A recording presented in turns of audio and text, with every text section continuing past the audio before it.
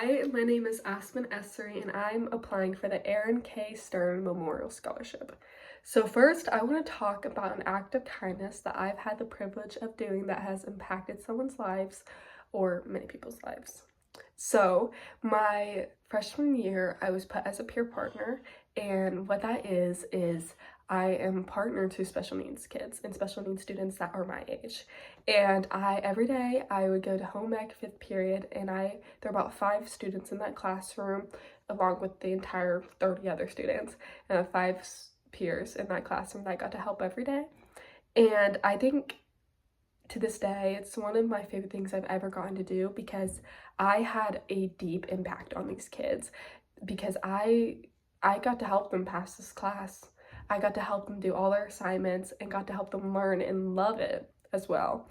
And then through that, I was able to help my specific partner, Jacoby, who I'd grown up with all through elementary, and we actually were working on a quilt pillow, and we were ready to finish it when we got back from Christmas break. Little did I know that he would get diagnosed with COVID and pass away. So when I got back, he just cut out the squares, and I remember everyone was finishing their pillows, and I remember I sat there just sick to my stomach looking at his squares in a plastic baggie. And I went up to my teacher at that time and I was like, Miss Shepherd, I have to finish his pillow. I have to finish it for him. So I became a student in that class ultimately, and I started working on his pillow for him.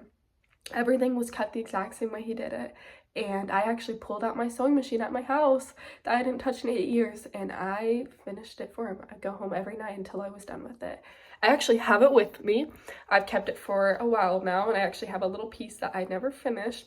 And I realized actually not too long ago why I never finished it. So Gabby is also a good friend of mine, and she was really, really close with Jacoby, and they would hang out after school and she'd take him to go get ice cream and stuff like that.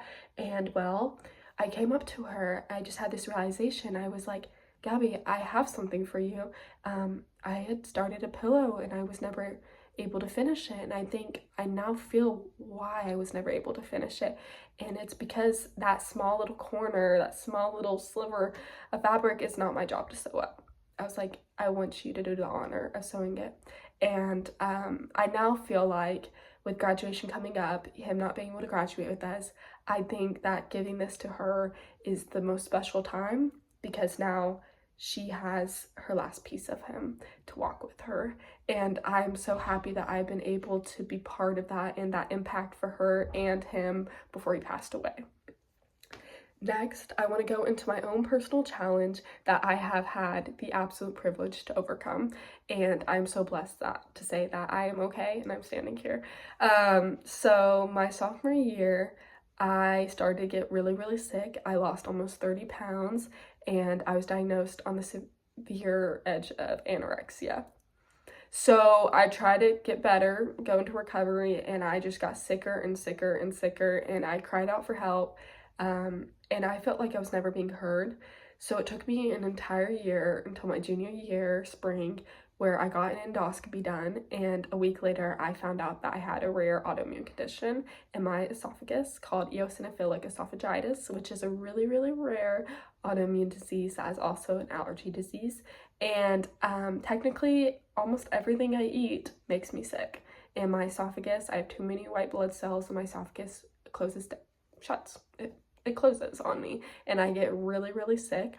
But with that being said, I have learned that I'm okay, through it all. I thought the world was ending when I got diagnosed with it, but now I realize that actually it was just beginning, and now I have the privilege to say that I'm healthy. I'm almost 20 pounds heavier than what I was when I got diagnosed with it, and I've learned that I was okay, and I was not weak for crying out for help. I was not weak for it. Actually, I was stronger because I did that. Not staying silent was my greatest strength, and now I'm able to help others as well because it is such a rare autoimmune disease. I'm able to help others with it because I was able to get it at this age where I was also able to learn with that as well, and I'm so much stronger because of it, and I've grown so much from when I first got diagnosed with it, and I'm so proud of myself because of that. Thank you.